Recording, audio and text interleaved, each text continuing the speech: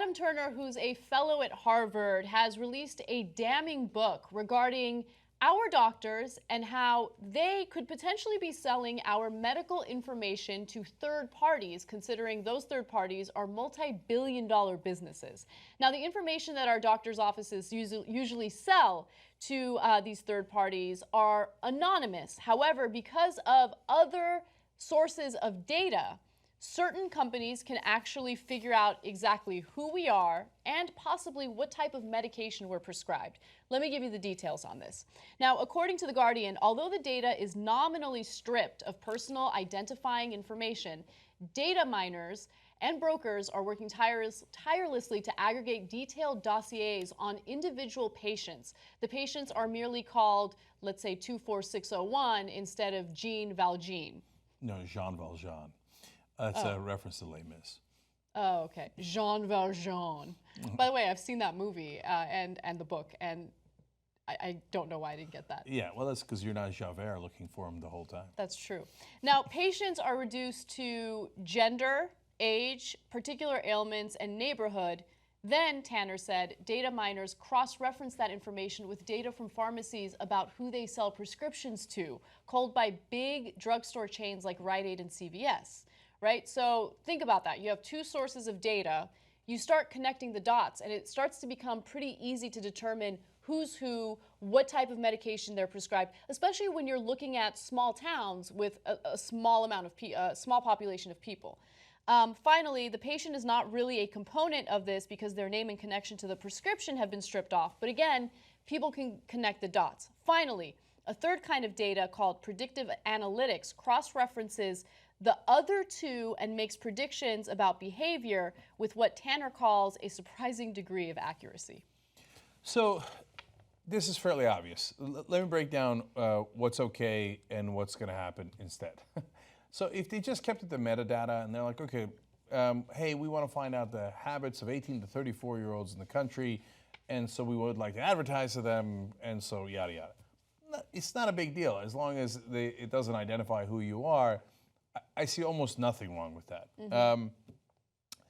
On the other hand, if they're starting to identify you, well, people are going to use it. Here's your standard for whether they're going to use it or not. Will they make more money if they use that information or not, right? So now, again, if they want to sell you a Pepsi, it's not that big a deal. If it turns out that, and you could totally disagree with this, by the way, I allow it. Am I not merciful? But let's say they find out that I like Coke or Pepsi, and so they gave me an ad for a Coke or Pepsi. That'll probably work, right? And I don't mind it because I like Coke and Pepsi, right? So on the other hand, if your insurance starts to use it to deny you coverage or to make your coverage more expensive, now it's hard to deny coverage these days, but it'll be easy pretty soon. And so then we've got massive issues. So for them, the calculation is not about your privacy. They don't care at all, right? How much does that program cost me? Probably not that much. To what degree does it work? And will it save me money? Mm-hmm. And if it saves me money, then I will use it against you, period. Yeah. So if you leave it up to the corporations, they are machines, and they are amoral. They will do whatever it takes to make an extra buck. So you should not leave it up to the machines. You should leave it up to the humans. You have to make sure that they do not do things like that. Yeah. And you've got to know where to draw the lines. I also worry about, of course, corporations are looking to make money. And so if they can get their hands on this data, they will do whatever they can to get their hands on it. But another component that I worry about is if we start allowing our privacy regarding our health to just be out there and to be sold and all of our dirty little secrets to be, exposed. I worry that people won't seek the health care that they need. Maybe you're feeling sick and you're like, I don't know, I don't trust my doctor.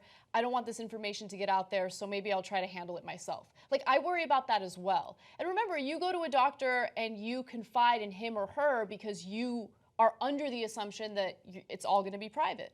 Right? No, you're absolutely right. I'll give you a super goofy example from my past. Mm-hmm. When I was single, I would get STD tests maniacally, right? Yeah. Not because I was having unsafe sex, but because I just wanted to be doubly sure. Yeah. And when I went in, I would always give a fake name, okay?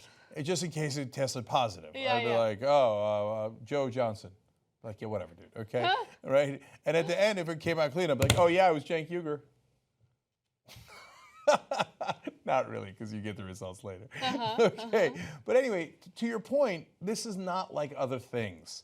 If you, for example, there's a hotel I like, I searched it online, and those some of them bitches, I have the cookies in my computer, I know it, and I don't mind it, and they show me pretty pictures of that hotel, and it tempts me, okay? And the same with Taco Bell, okay, I got it, but I can live with that, and I get it, and that's normal capitalism, if you ask me. When it comes to medicine and it comes to your health, that's a different situation. So we've got to have much better regulations on that. Absolutely. I want to leave you with one final component to the story, which I think is pretty unsurprising because it shows you just how much corporations are valued over individuals in the U.S. Okay, so some might think, okay, well, we have HIPAA regulations, so shouldn't privacy be more important than a corporate interest? But the Supreme Court actually ruled back in 2011 that no, corporations are a little more important than people and their privacy. In 2011, the Supreme Court struck down a Vermont law restricting the sale, disclosure, and use of records that revealed the prescribing practices of individual doctors, ruling that corporations' right to free speech trumped individuals' rights to privacy. No, that's amazing. I want you to think about that for a second because that has such important ramifications for everything that we cover. So not only did we invent these things called corporations, they are literally a legal fiction, right?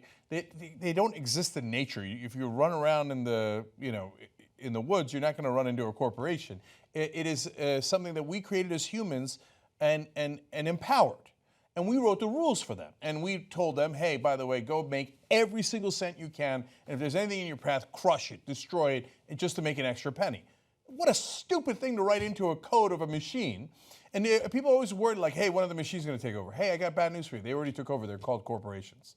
So then on top of that, we said, oh, okay, by the way, not only do they have these rights that we gave them in law, but they will have constitutional rights now. Like as endowed by their creator with inalienable rights. Wait, we're their creator. Okay, that doesn't make any sense. So they now have human rights. But now that case says they have more than human rights. They've taken over. They have more rights than a human being does. Their right to profit under the guise of their human right to free speech. The Supreme Court calls them people, okay? So do Republicans. You remember Mitt Romney? Corporations are people, my friends. That's a little quote from the 2012 campaign. And he really believes that. Now these machines have more rights than we do. That is insanity. I mean, that's what you need a constitutional amendment to get rid of. Absolutely. Because the Supreme Court says, no, I don't care. I'm going to interpret the Constitution to say corporations are the best and humans suck and you don't have as many rights as corporations do. Well, if that's what the Supreme Court says, then we got to go above the Supreme Court and pass a constitutional amendment. And idiot Democrats who take donor money from multinational corporations say, no, we shouldn't do that because American people really like corporations. Which American people? A recent poll had them as one of the least popular things. Less popular than politicians, which is unbelievable. Less popular than media was large corporations. Those are the machines that took over. When it comes to our privacy and every other thing, we got to fight back. If you like this Young Turks video, wait till you get a load of Young Turks membership. So many more shows and no ads at all. Come and see tytnetwork.com/join.